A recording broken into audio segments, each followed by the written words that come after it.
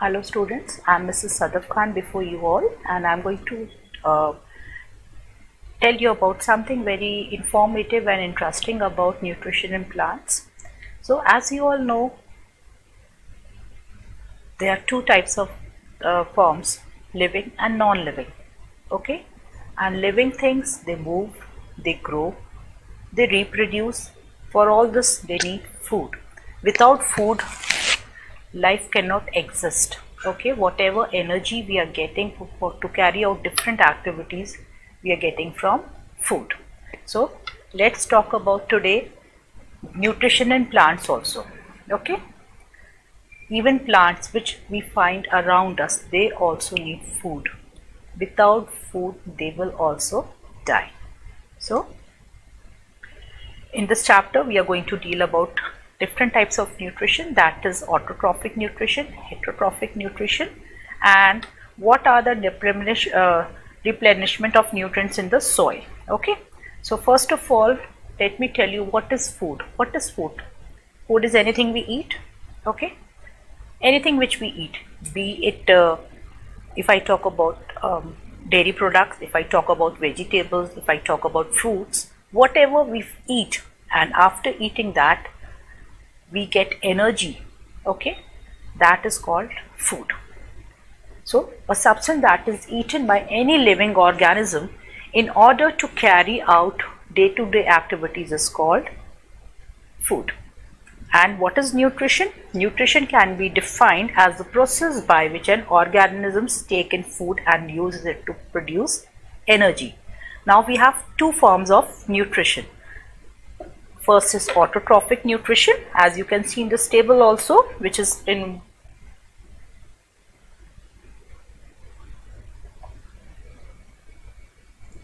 so you can see the table which is before you all. This is autotrophic nutrition before you all, and heterotrophic nutrition. And further, heterotrophic nutrition is divided into saprophytic plants, parasitic plants, insectivorous plants, and symbiotic plants. Okay, now let me tell you something about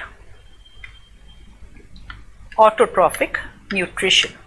Okay, as you all know that plants are producers. Okay, what are producers? Producers means they are making the things on their own. Do we make food for the plants and give them to eat? No, your mom must be making for you. Have you ever seen your mom, your aunt, anyone preparing food for the plants and giving them to eat? No. Plants, they are making the food on their own. Only plants are there. Only green plants are called producers. You must be having a then answer in your mind. Even we as human beings are making their own food. No, children, we do not fall under the category of autotrophs. We come under the category of heterotrophs, because whatever we are eating, we are getting the products either from plants or from animals. So we are not autotrophic. We don't have autotrophic nutrition. We come under the category of heterotrophic nutrition. Only green plants, they come under the category of autotrophic nutrition. So plants make their own food by utilizing light, that is the sunlight, then water and carbon dioxide. What is carbon dioxide? Carbon dioxide is, see, just breathe out your like this, do like this. The hot air which you can feel on your palm, that is carbon dioxide. We are taking in oxygen and breathing out carbon dioxide. The atmosphere is all having oxygen and carbon dioxide mixed together. And what we as human beings or living things, what are we doing? We're taking all oxygen because we need it to breathe, and we are giving out carbon dioxide. Now what is happening? See, nature has got a balance in everything. Now what plants are doing? They are taking in this carbon dioxide which is given out by all the living organisms. Okay, they're utilizing it to make their food. So as I told you, plants make their own food by the process of photosynthesis in the presence of sunlight, water and carbon dioxide. So all these three, they club together, and what happens? After this, the plant is giving out two products. First product is starch, which the plant is utilizing on its own, and the second byproduct it is giving out is oxygen, which all the living organisms, all, be it animals, be it human beings, be it a small animal or a big animal, everyone is utilizing that. Okay, so plants make their own food by utilizing light, water and carbon dioxide by a process called photosynthesis. Now, what is photosynthesis if I talk about? You can see over here, photosynthesis means light. Photo means light and synthesis means building up. Okay, so now what is happening? Photosynthesis is a process that involves light. Okay, light is there, and with that light, what the plant is doing, with the help of carbon dioxide and water, they are all clubbing up together. And what is the byproduct? What is the product? Starch and oxygen. Okay, if you see, starch is the product and oxygen, this is the byproduct which is used by all the living organisms, as I told you. Okay, now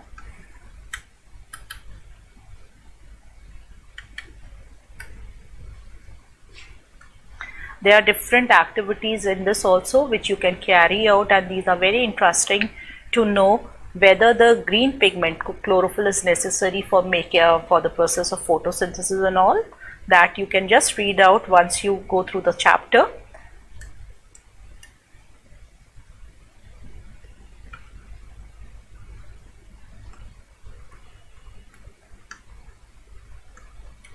Now,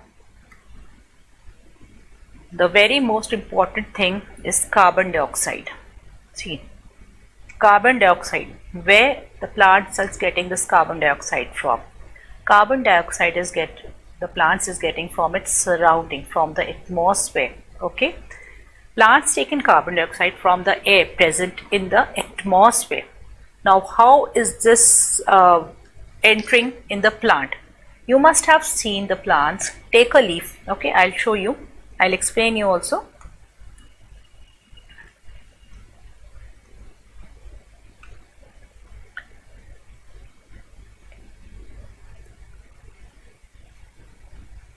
This is the leaf, you must all have seen. And if you turn the leaf upside down, you will find small holes on the leaf. These are known as stomata. Okay, what are these known as? Stomata. Okay, now as I told you, for the process of photosynthesis, sunlight is very much required. In case the sunlight is not there, there would be no proper photosynthesis, although it will take, but not a proper one. If you must have noticed in your houses also, if you keep any plant inside your house, what happens after a few days? It becomes very dull, and eventually a day comes when it dies. It has no more life. Why? Because sunlight, which was very much required for the plant, we did not provide it. Okay, so it's very important for a plant to get sunlight. Now what happens? You have carbon dioxide. Okay, carbon dioxide is there, CO2, which is carbon dioxide. It is present in the air, which is all around the plant. What is happening? The CO2, the carbon dioxide is entering through the stomata, and what happens? The plant, they utilizing these carbon dioxide, and in return what are they giving out? Oxygen, which is the byproduct of photosynthesis. They are giving out starch. What happens? Starch, so that is utilized by the plant here only. Okay, but oxygen they are giving out. Fine.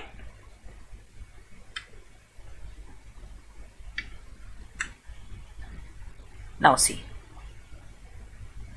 stomata are pores in a leaf, mostly on the undersurface. Each pore is surrounded by a pair of guard cells.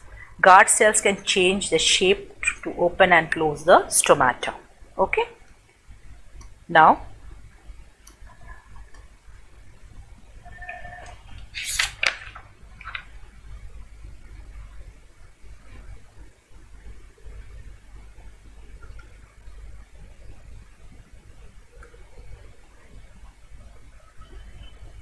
So there are certain conditions that has to be needed to be fulfilled to perform photosynthesis in plant. First is presence of chlorophyll. Chlorophyll is the green pigment which is found in the leaves. What is the function of chlorophyll? What happens? The sunlight is falling on the plants, and chlorophyll, being green in color, it absorbs, it traps that sunlight and helps in the process of photosynthesis. Then presence of light. As I told you, sunlight is very much required. All the plants make their food during the daytime. Then presence of carbon dioxide and presence of water. All these four things are very important. In case any one of it absent, then photosynthesis does not take place properly. Now, what is chlorophyll? Chlorophyll is a green pigment in the chloroplast of the leaves. It is due to this pigment only that the leaves, they appear green in color, and chlorophyll is necessary for photosynthesis.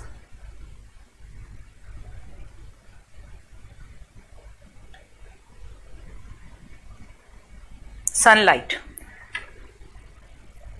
Next is sunlight, which we know that light energy is required to initiate the process of photosynthesis.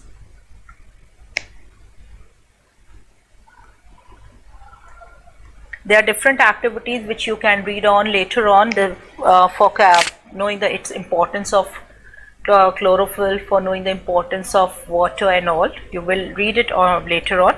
I'm just briefing you the chapter. So then water, which is very much required for the plants. See, the plants has two types of tissues for transportation. Okay, the plants, all the green plants, they have two types of tissues for transportation of substances to its different part. First, they have phylum and the other one is xylem. So the starch. The starch produced by the leaf is taken to different parts of the plant by a tissue called phylum, whereas the water and minerals are transported to various parts of the plant by a tissue called xylem. Okay, as I told you, all the plants, they have two types of tissues.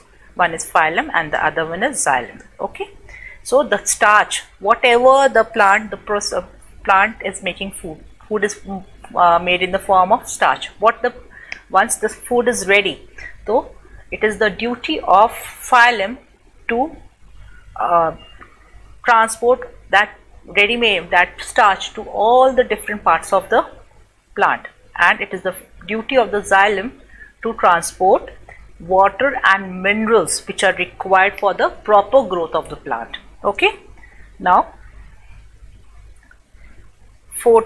importance of photosynthesis. Photosynthesis is an essential phenomena for survival of life on earth. Photosynthesis नहीं होगा तो life exist नहीं कर सकती. Why? Because as I told you, during the process of photosynthesis, what happens? Oxygen is given out, and oxygen is required by all the living organisms which are found on the earth. Without oxygen, we cannot survive at all. Okay? If you stop breathing for 2 minutes, you cannot survive. Close your mouth and try. You won't be able to do that. So oxygen is very important, and from where are we getting that oxygen? We are getting from plants, and plants, how are they making? They are making during the process of photosynthesis. So photosynthesis enables green plants to prepare their own food. Okay, agar photosynthesis nahi hoga to green plants cannot make their own food, and this process converts sun's energy into the energy which is required by all forms of life. Okay, and we all, directly or indirectly, everyone is dependent on plants. Even if those who are non-vegetarians, they are directly or indirectly, they are eating plant, because if we are eating other animals, and the other animals, where are they feeding on? They are feeding on plants. If I talk about, if I am a non-vegetarian and I take mutton, where I am getting this mutton from? Goat. and goat is, what is goat eating? That goat is eating grass. And what is grass? All plants, green plants. So directly or indirectly, all the living organisms, they are dependent on green plants. And green plants are the producers. Okay.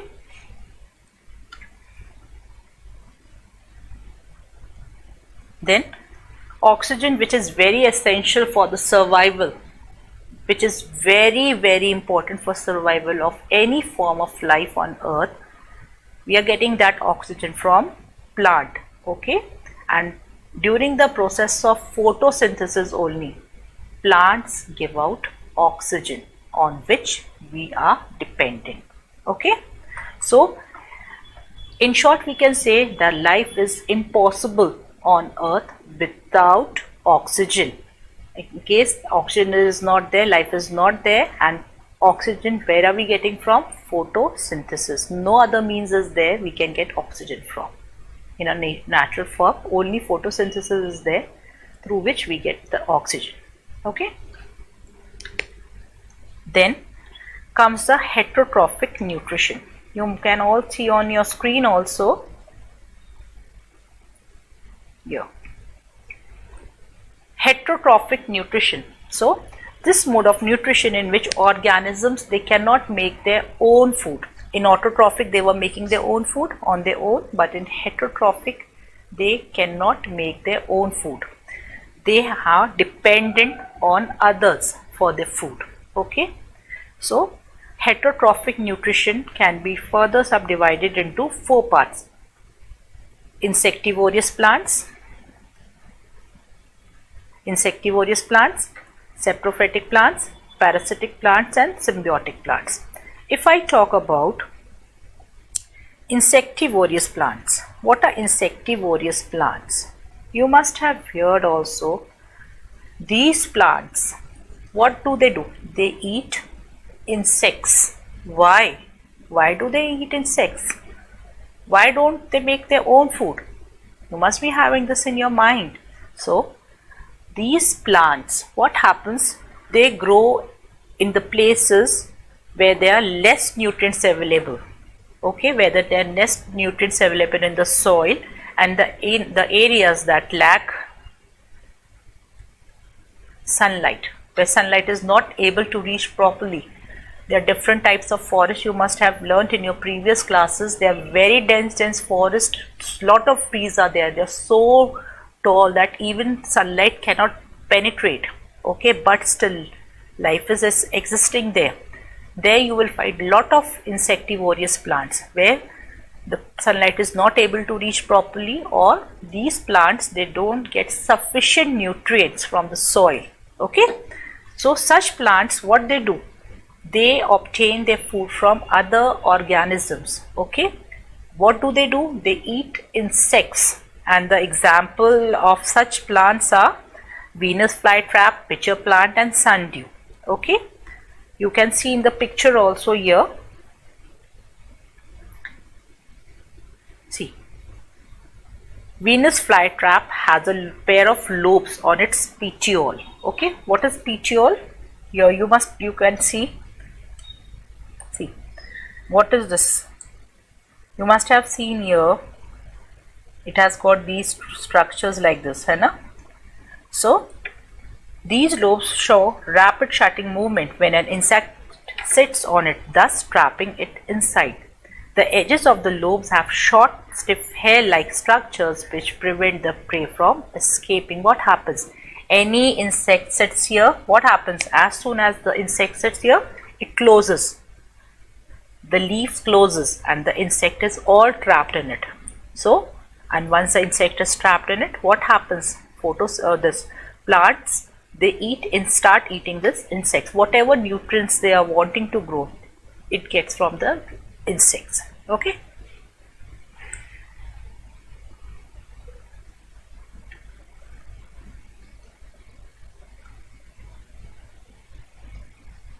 Now, a pitcher plant is named so because of its structure that resembles a pitcher. What is a pitcher, children? You must have heard of this word pitcher. Pitcher is a sort of, if I say, a deep cavity filled with fluid. it's sort of, if I say, it's something like this. Okay, it's a pitcher. Okay, a pot sort of thing. So a pitcher plant is named because of its structure that resembles a pitcher. Now what happens whenever any insect sits on it, what happens? There is muscus. Okay, there's a muscus. It is all, the pitcher is slippery due to the muscus it secretes. Here all muscus is there. Okay, it's a slippery sort of liquid. As soon as the insect sits on it, it goes inside. Now what happens? Once the insect goes inside it, the pitcher also has a flap-like structure at its mouth which shuts tightly when the prey falls inside it. Now same thing here, you can see sundew plant is also there. It is also insectivorous plant because all these three plants, as I have named, pitcher plant, then sundew and Venus flytrap, they all eat insects. Then saprophytic plants. What are saprophytic plants? See, saprophytic plants or saprophytes are those that they obtain their nutrition from dead and decaying remains of plants and animals. These plants have no leaves and usually they are white in color, or either they are colorless or they would be white in color. They do not have any leaves at all. Okay, what happens? These plants, they grow on dead and decaying remains of plants and animals. Okay, if any animal die or any plants die, they start growing on that. Okay, and they take their nutrition from the remains of that dead and decaying plant or animal. Okay, so and the example of the saprophytic plants are coral root and Indian pipe. Okay,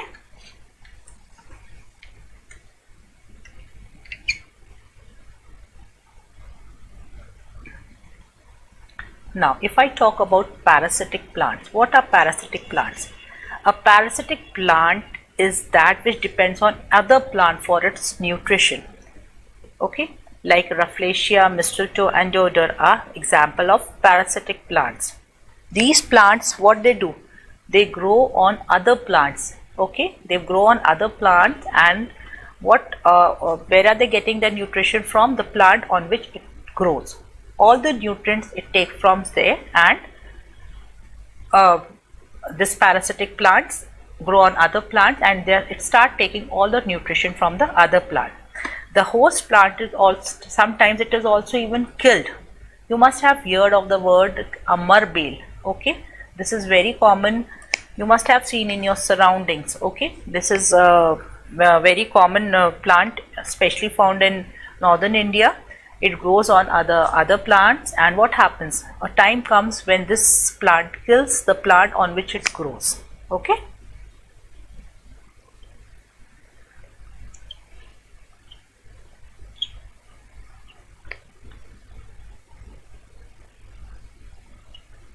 Then comes symbiotic plants.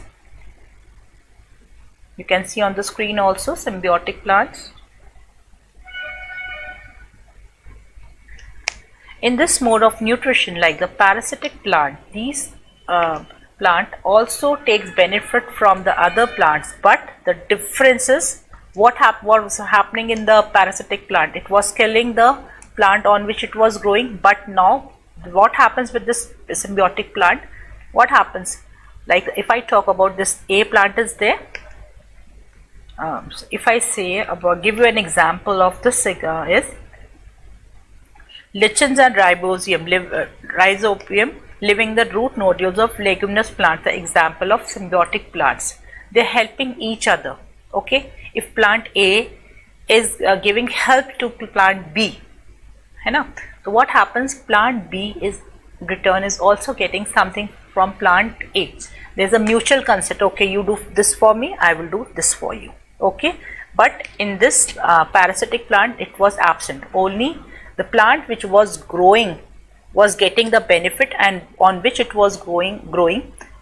After some time, that plant used to die. But here in the symbiotic nutrition, what happens? Both the plants, they are deriving some or the other advantage from the other plant. Okay, so Lichens are a group of plants formed by a symbiotic relationship between a fungus and a photosynthetic plant.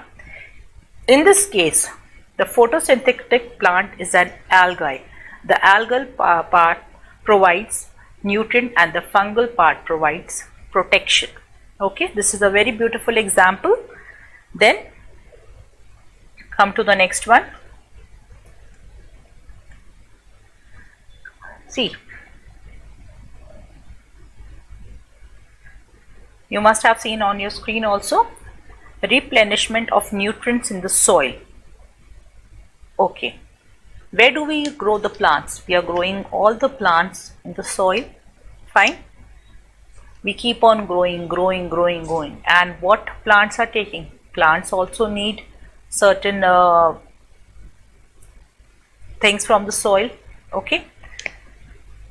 When plants and animals die, everyone has to die.